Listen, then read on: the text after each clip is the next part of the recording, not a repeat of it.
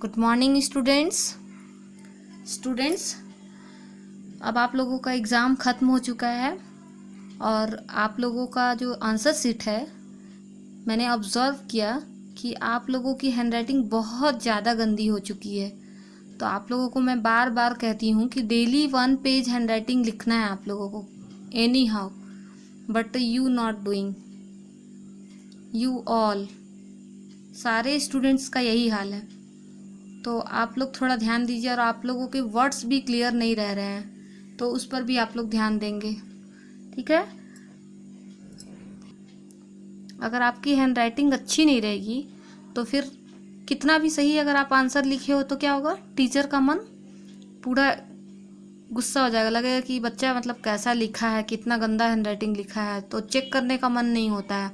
आप लोगों की इस बार की जो आंसर शीट आई है ना, वो बहुत ही ख़राब हो गई। जिन बच्चों का हैंडराइटिंग वेरी गुड एक्सीलेंट मिला करता था, उनकी हैंडराइटिंग भी अब एकदम नीचे चली गई है, डाउन हो गया हो आप लोग, तो थोड़ा ध्यान दोगे आप लोग। So students, today I will teach you Hindi reader. See students, first you open your page number 44।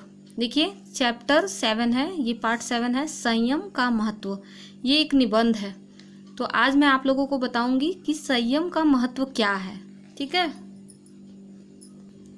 बच्चों, केवल मन के भाव प्रकट करने का साधन जो होता है ना, वाणी जो होती है, केवल मन के भाव को प्रकट करने का साधन नहीं होता है, बल्कि हमारे आचार व्यवहार का आईना होता है। तो आपकी बोलचाल की जो शैली है, जैसी रहेगी, सामने वाले वैसा ही आपका प्रभाव अंकित करेंगे आपके बारे में, है ना। यदि आपकी वाणी मधुर होगी और बोलने में आप नम्र स्वभाव के होंगे, तो इस तरह से क्या होगा, निश्चय ही आप सामने वाले के मन को शीतल कर पाते हैं और उनके हृदय में प्रेम जग जाता है आपके लिए, और सामने वाला जो है आपकी प्रशंसा करने पर विवश हो जाता है। वो सोचता है कि मतलब ये बच्चा कितना अच्छा है, मतलब हमेशा नम्र है, बोलता है और कितना तरीके से बात करता है, और आपका जो व्यक्ति निंदा करता है वो प्रशंसा करने लगेगा, है ना। तो आइए देखिए इस निबंध में आप लोग क्या सीखेंगे, वो ध्यान से देखेंगे आप लोग। कहीं पढ़ा था कि वाणी की कठोरता अग्नि द्वारा जलाए जाने से भी अधिक दुख देती है। अगर कोई आपको कठोर बोल दिया तो ऐसा लगता है कि मार ले, लेकिन वो इतना कठोर ना बोले, है ना। तो अग्नि द्वारा जलने से बना घाव तो भर भी जाता है, लेकिन अगर किसी का कठोर शब्दों द्वारा दिया गया घाव जो है कभी नहीं भरता। अगर आपको कोई कड़वा बोल देता है तो आपको क्या लगता है कि वो कभी भूल पाएंगे आप जीवन में। अगर आप आग से जल गए हो तो वो घाव भर जाएगा, बट अगर कोई कड़वा आपसे बोल दिया तो वो जीवन भर, आप कभी कभी कोई बात चुभ जाती है मन में और वो नहीं भूल पाते हैं हम। तो आए दिन आप आसपास आप देखते होंगे कि लड़ते झगड़ते देखते होंगे किसी को। अधिकांश झगड़ों का मूल कारण क्या होता है, अनियंत्रित वाणी, मतलब कि जो वाणी नाप तौल की ना बोली जाती हो तो उससे झगड़ा होता है। कि अगर आप किसी को कुछ उटपटांग बोल दिए हैं, तो इसलिए क्या होना चाहिए, हमारी वाणी पर नियंत्रण रखना बहुत जरूरी है। तो वाणी का संयम जो है आत्मा को नई शक्ति और सामर्थ्य प्रदान करता है।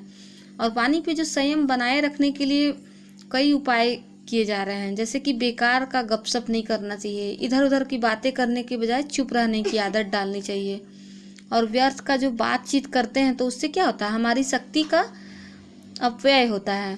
हमारा जो है बिना मतलब का जो हम बातचीत करते हैं उससे हमारी एनर्जी क्या होती है, वेस्ट होती है।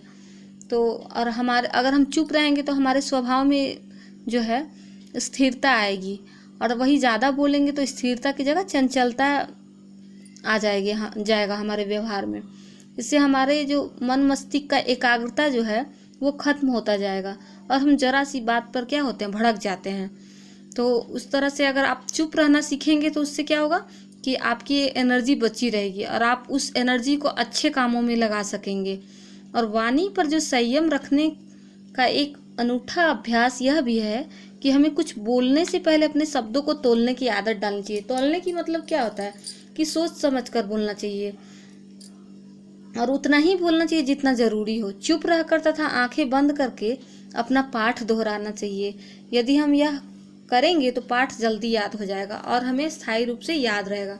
जैसे आप अगर कुछ लर्न कर रहे हैं तो चुप रहकर लर्न करें।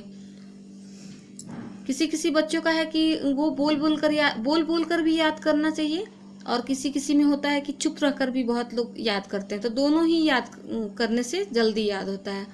और आंख बंद करके अगर याद करेंगे तो वो ध्यान में आएगा आपको कि हाँ मैंने क्या क्या पढ़ा है। तो संयम वाणी पर ही नहीं, तो देखिए बच्चों, हम लोगों को अपने बोली पर ही संयम नहीं रखनी चाहिए, खान पान पर भी संयम रखना बहुत जरूरी है। मिठाई स्वादिष्ट होती है, बहुत टेस्टी होती है ना मीठी मिठाई जो होती है, लेकिन इसे खाने पर, अगर हम इसको खाने पर संयम नहीं रखेंगे तो ये हानिकारक सिद्ध हो जाएगा, है ना। इसी तरह से मसाले और भोजन का स्वाद दुगना कर देते हैं। जो मसाले हैं हमारे भोजन का स्वाद दुगना कर देते हैं, लेकिन हम लोगों को क्या होता है कि बहुत अधिक मसाला डला हुआ जो भोजन है नहीं करना चाहिए, वो खाने से बचना चाहिए, क्योंकि उससे हमारी सेहत क्या हो जाती है, खराब हो जाती है। तो हमारा शरीर रोगों का घर बन जाएगा अगर हम बहुत तेल मसाले खाना शुरू कर देंगे। तो खान पान पर भी हमें क्या रखना चाहिए, संयम रखना चाहिए, जिससे क्या हो, हमारा शरीर जो है निरोग बना रहे। तो मनुष्य का मन सबसे तेज गति से गमन करता है, मतलब जाता है। उदाहरण, तुम अपनी कक्षा में अगर बैठे हो तो आपके अध्यापक तुम्हें पढ़ा रहे हैं अगर, तो उधर किसी खेल स्टेडियम में भारत और पाकिस्तान के बीच क्रिकेट का मैच चल रहा है अगर, तो वही मैच सीधे टीवी पर प्रसारित भी हो रहा है। तो ऐसे में आपका मन पलक झपकते कल्पना में क्रिकेट मैच में लगाने वाले चौकों और छक्कों को देखने लगता है। तो अगर आप क्लास में बैठे हैं तो तुरंत सोचने लगेंगे कि अरे कितना अच्छा वो मैच हो रहा था, है ना। जबकि मन का संयम अर्थात एकाग्रता विद्यार्थी का सबसे बड़ा गुण है, जो विद्या अध्ययन करने में मदद देता है।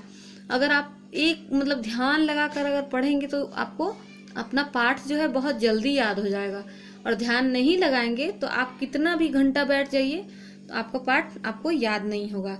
तो इसलिए जीवन में सफलता प्राप्त करने के लिए सबसे ज़्यादा ज़रूरी क्या है कि अपनी दिनचर्या की ओर विशेष ध्यान दें और उसे नियमित बनाएं। नियंत्रण अथवा संयम का गुण नदी से भी ग्रहण किया जा सकता है। तुम सभी जानते हो कि नदी को उसके उचित मार्ग पर बहते रहने का दायित्व उसको उसके दो किनारे निभाते हैं ना। किनारों के नियंत्रण में रहकर ही नदी हमारे उपयोगी होती हैं। तो आप लोग देखे हो ना बच्चों, अगर किनारे अगर थोड़ा सा भी अगर नियंत्रण से हट जाए, किनारों से अगर नदी जो है अगर मान लीजिए किनारा किया हुआ है, अगर वहाँ थोड़ा सा भी गड़बड़ होगा तो वो क्या हो जाएगा कि वो भयंकर बाढ़ का रूप धारण कर लेगा। तब हमारे खेत खलिहान गांव आदि सभी पानी में डूब कर तबाह हो जाते हैं, होते हैं ना। तो अब हमारे शरीर को ही ले लीजिए, शरीर के प्रत्येक जो अंग हैं उस पर नियंत्रण रखना बहुत जरूरी है। हाथ यदि संयम न माने और किसी को थप्पड़ मार दे तो क्या होगा, तुम्हें उन्मादी या दुष्ट समझा जा सकता है ना। अगर आपका हाथ अगर कंट्रोल में नहीं रहेगा, अगर किसी को आप ऐसे ही बिना गलती थप्पड़ मार दोगे तो क्या होगा, आपको बदमाश या दुष्ट समझा जा सकता है ना। तो तुम्हें अपनी इस गलत हरकत की सजा भी भुगतना पड़ सकता है। तो संयम का हमारे जीवन में बहुत अधिक महत्व है। संयम ही जीवन को सुखी, संपन्न एवं संतोषी बनाता है। तो स्टूडेंट्स, इस पाठ से आप लोग क्या सीखें कि अभी से अपने मन, कर्म तथा आचरण पर संयम रखने का संकल्प कीजिए आप लोग कि हम लोग संयम रखेंगे। और इस पाठ को आप लोग 2 से 3 टाइम आप लोग दोहराएंगे, ठीक है। फर्स्ट यू विल राइट, सी, सबसे पहले आप लोग अपनी हिंदी रीडर की नोटबुक में चैप्टर पार्ट 7 लिखेंगे। उसके बाद पाठ का जो नाम लिखेंगे, ठीक है। Thereafter you have to write शब्द और उनके अर्थ। ये आप लोग एकदम साफ साफ ब्यूटीफुल्ली हैंड राइटिंग में लिखेंगे, ठीक है। और मेरे व्हाट्सएप वाले ग्रुप में 5 क्लास का जो ग्रुप बना हुआ है, हिंदी का ग्रुप, उस पर आप लोग सेंड करोगे। बहुत बच्चे हैं कि क्लास वर्क जो मिलता है वो सेंड कर देते हैं और होमवर्क करते ही नहीं है। तो ऐसा नहीं है बच्चों, आप लोगों को होमवर्क भी करते जाना है साथ साथ में। किसी भी दिन नोटबुक आप लोगों को सबमिट करना पड़ सकता है स्कूल में, तो उस समय आप लोगों को बहुत परेशानी हो जाएगी।